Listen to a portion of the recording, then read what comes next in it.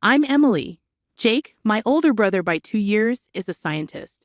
He's living his dream of working in research and seems really happy with it, even though he's busy all day. Our son, Mike, is 3 years old, just like Jake. He loves watching and trying out new things. Right now, he's really into the goldfish he caught at the fall festival. Our daughter, Sarah, is 1 year old. She loves to eat, and her chubby cheeks are just so cute. She brings so much happiness to our home. Life is pretty good for our regular family, except for one thing.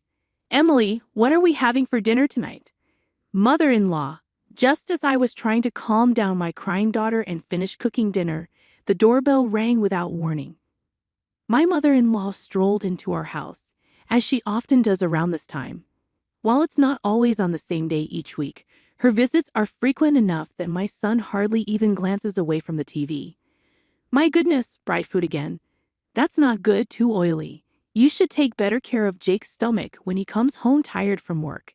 It's not good for the grandkids either. But Mike really enjoys it. Well, that's because you only give him junk. Look, I've made a creamy vegetable stew and minestrone for you. It's important for the kids to get used to Western food from an early age. My mother-in-law began setting the table with the large containers of creamy stew and minestrone she brought. It's a lot, enough to last for at least 3 days, and I felt a bit disheartened just looking at the stew, which was mostly carrots and cabbage. Come on, snap out of it. I'll take the food you made home with me, so go ahead and pack it up. It's not tasty, but we can't waste food. This was routine. Last time she visited unexpectedly, she replaced my clam chowder with her own fried chicken. She left without even sparing a glance at her grandchildren, clutching the still warm container. Once the front door closed, my son turned to me. Softly, Grandma took my fried chicken again. My heart ached seeing the sadness on my son's face. Don't worry, there's a little bit of meat left. Just wait a moment. Yay! As I heated up the oil again, I felt relieved seeing my son's joyful reaction to my words. However, my inner dissatisfaction lingered. My mother-in-law had become increasingly intrusive since my marriage, and it had worsened over the last year. Every week, she showed up unannounced during dinner prep time. Initially, she would just criticize my cooking and parenting, then leave her cream stew on the counter. But for the past 6 months, she started taking my food home with her, effectively ruining our meal. I couldn't fathom my mother-in-law, who lived alone since my father-in-law passed away, eating all 3 servings. She was probably throwing it away. As I prepared baby food and distracted the kids, I managed to cook. It was tough, but seeing my family's happy faces kept me going. Yet, my fried chicken, braised pork, mapo tofu, and hamburgers, all of it, got taken away. I grew up in a family that owned a restaurant, and my dad taught me how to cook, so I'm pretty confident in my culinary skills. And honestly, I think my food tastes better than my mother-in-law's overly sweet cream stew. It bothers me to have my abilities undermined by her, but with Mike in the picture, I've been finding it hard to stand up to my mother-in-law, who is also his grandma. More cream stew? Jake, who comes home after the kids have gone to sleep, makes a face when he sees dinner. Since only Mike's share of fried chicken was left, I served Jake a large platter of the cream stew. What can I do? It's what my mother-in-law brings over. If you don't like it, you can tell her. Yeah, I guess. Jake pokes at the stew, showing little enthusiasm. He shows up without considering Sarah's nap time and even takes away Mike's favorite foods right in front of him. Well, she's lonely since Dad died. That was 2 years ago. How much longer do I have to put up with this? Yeah, I guess. Jake is usually dependable, but he avoids confrontation when it comes to his mother-in-law. Another fruitless conversation passes, and I let out a deep sigh. The only positive thing is that she hasn't suggested moving in. One day, tired of the usual routine, my mother-in-law drops a bombshell during dinner. Instead of her typical greeting, she announces, Emily, this Christmas, everyone's gathering at our place. What? But after your father passed away last year, we haven't really been able to do much. We've relied on relatives from Dad's side since the funeral, so I'm inviting them to our home as a way of saying thank you, she explains.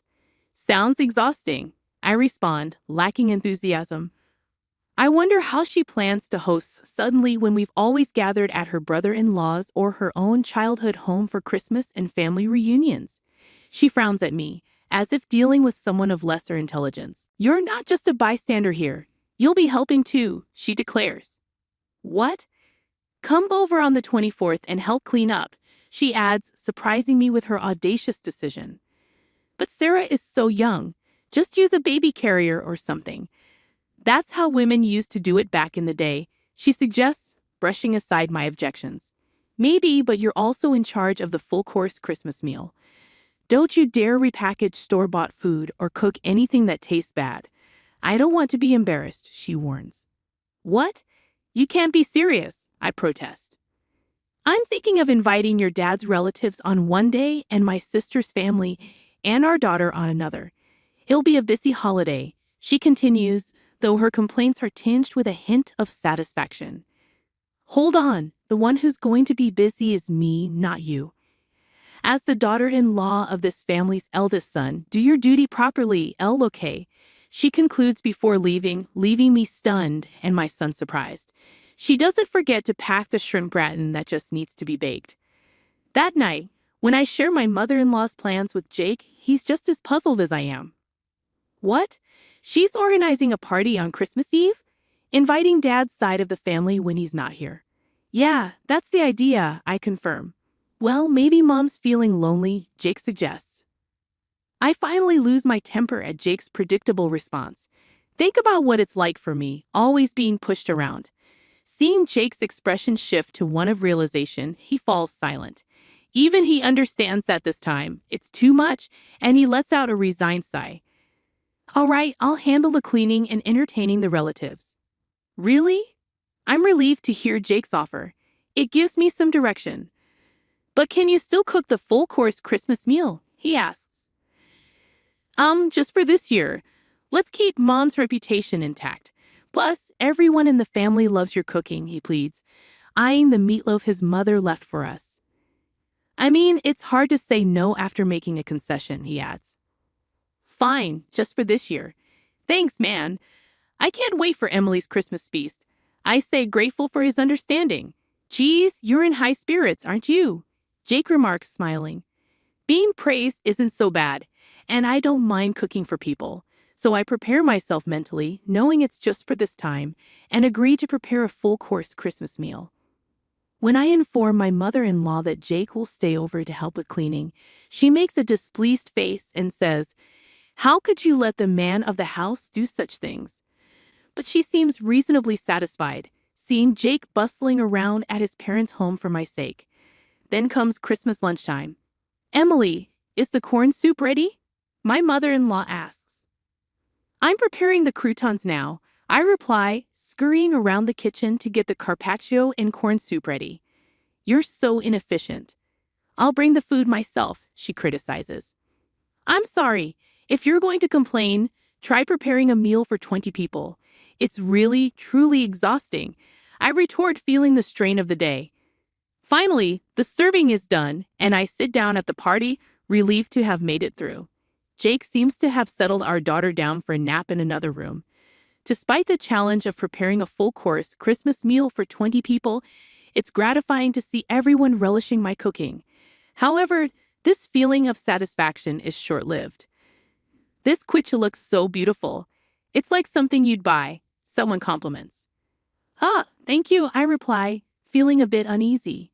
You're good at flattery. This carrot slaw is perfectly balanced with the vinegar.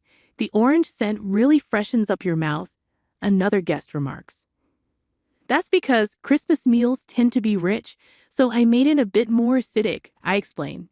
Something feels off. Every time someone tries to praise my Christmas cooking, my mother-in-law interrupts with her own commentary. Finally, Sophia, father-in-law's sister, unwittingly unveils the source of the awkwardness. Emily, your mother-in-law is such a great cook, isn't she? Excuse me? I respond, taken aback. Unfazed, Sophie continues, did Olivia make this entire Christmas feast? That's amazing. Huh? I haven't cooked a full-course Christmas meal in ages. I was going to leave it to my daughter-in-law, but she's absolutely terrible in the kitchen and she never comes by. Even when I offer to teach her, my mother-in-law chimes in, completely disregarding the truth. I'm left dumbfounded by her audacious claims. Oh, Emily, you should really take after Olivia while she's still well. Jake might miss the taste of home sometimes, you know? The way to a man's heart is through his stomach. She adds, seemingly offering advice but actually delivering a veiled insult. Daniel, a relative nearby, laughs, adding to my discomfort. You know, Olivia, that pork belly stew you made last time was delicious. It's amazing you can cook both Western and Japanese dishes. It's not that big of a deal, but I'm glad you enjoyed it. My mother-in-law replies with false modesty, knowing full well that the pork belly stew was my creation. As I stand there, stunned, she silently mouths, "Go along with it." It becomes apparent that she's been claiming credit for all my dishes, including the Christmas feast, and sharing them with the family. Now she wants me to go along with her lie. No way! Especially after all the times she criticized my cooking. Even though I want to speak up, I feel overwhelmed by the crowd and can't find my voice. But then my son comes to the rescue. Mom, this omelet is really tasty. It looks different than usual, but your omelets are always good. His young voice cuts through the noise, silencing the adults. Oh, Mike, this is actually quiche your grandmother made. Sophia tries to cover for him, probably out of kindness, but my son is adamant. Huh? But it's tasty, so it's got to be Mom's omelette. Grandma's omelette is super sweet and gritty. It doesn't taste good. He insists passionately, waving his hands around, leaving the adults looking puzzled. Of course, my mother-in-law panics. Emily, don't teach the child to lie. Excuse me? Who's the one lying here, Mom? Am I a liar? Mike looks up at me, his face full of uncertainty. That's when I felt my anger rising. I felt silly. I didn't care what people thought of my mother-in-law or Jake. I tolerated her because she's Jake's mom and Mike's grandma, but turning my grandson into a liar just to save face, that's not right. If she's going to make my child lie, I'll stand up for what's right, even if it means being seen as the bad guy. I took a deep breath and stood tall. Mike isn't a liar. You're the one lying, Grandma. Huh, she looked surprised. She probably didn't expect me to confront her. I stood up and pointed dramatically at the table. I made this entire Christmas meal, including the corn soup, from start to finish. What? The room erupted in shock. My flustered mother-in-law began to panic and shout, Wait, Emily, you're lying. Are you out of your mind? I'm not lying, Sophia. You said you got the pork belly stew from Grandma, right? I turned to Sophia, who looked surprised. Ah, yes, it was delicious, Sophia admitted. I made that too, I revealed. Huh? Sophia looked bewildered. You're terrible, taking credit for Jake's mom's cooking and trying to frame her. You're the worst daughter-in-law. Then can you tell me the recipe for the pork belly stew, mother-in-law? I challenged. What? Well, she hesitated, then suddenly exclaimed, It's a secret. It's a secret family recipe, so I can't tell you in public. You don't have to give details or measurements, just the basics, I insisted. Even the relatives who were disgusted by our petty fight started to see who was in the right. Emily, that's enough. My husband Jake intervened. He had apparently finished putting our daughter to sleep and silently appeared near the door, restraining me with a stern voice and face. My mother-in-law clung to Jake as if he was her ally, looking like a tragic heroine. Jake, what's up with your daughter-in-law? She's calling me a liar. That's awful, Mom. You're the awful one here. What? Mother-in-law's mouth dropped open. This entire Christmas feast? Emily made it all? Yes, she did, while taking care of the kids. Trying to take credit for it is pretty low, Jake, I affirmed. Sophia, the only thing Mom made is that massive bowl of creamy stew over there. Have you tried it? Jake pointed out. Huh? Yeah, Sophia responded, visibly shaken. Yeah, it was insanely sweet, wasn't it? Mom thinks if it's sweet, it's tasty. She's always been so cautious about salt and oil, but uses sugar with no limits, so all of her dishes taste like a block of sugar, Jake explained. Is that so? The pork belly stew was probably made by my daughter-in-law too. If you got any other dishes from Mom recently, they were likely made by Emily, Jake continued. Really? Even that meatloaf? Sophie asked. That was me. And the mapo tofu and shrimp gratin. That was me, I confirmed. Everyone in the family was disillusioned with mother-in-law because of her own son's revelation. Isn't that right, Mom? Jake challenged. Mother-in-law, exposed for all her lies, started panicking. It seemed like she had given up on lying and was now trying to appeal to Jake's emotions. Why? Why are you siding with your daughter-in-law? I'm your mom, she pleaded. I didn't want to have to say this either, Mom, Jake responded solemnly. I thought you were just lonely because Dad isn't here, so I've been having Emily put up with you.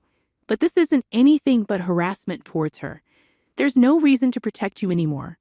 Don't see Emily or the kids ever again, Jake firmly tells his mother, dismissing her pleas.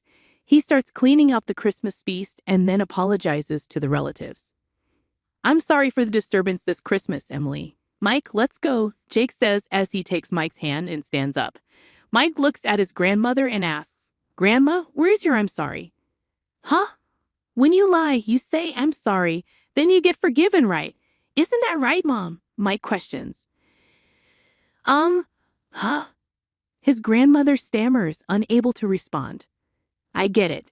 You have to be forgiving when it comes to raising kids, but a simple sorry isn't going to cut it, Jake remarks.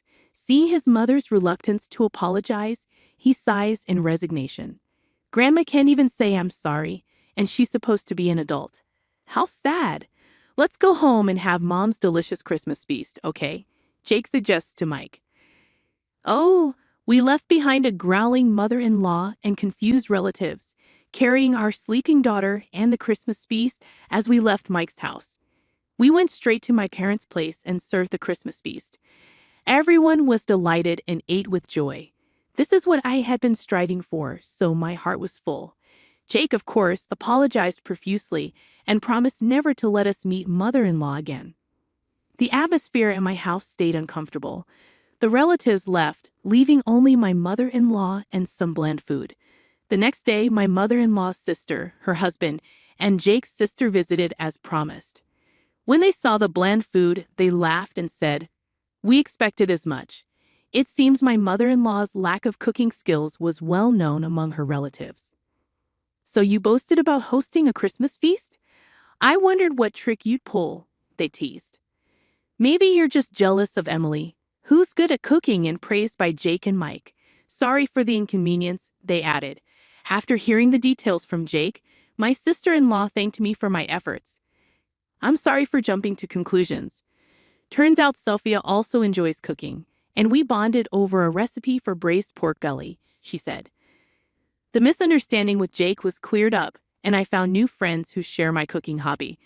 I felt refreshed, enjoying a carefree Christmas. Of course, my mother-in-law wasn't going to give up easily, but I was prepared.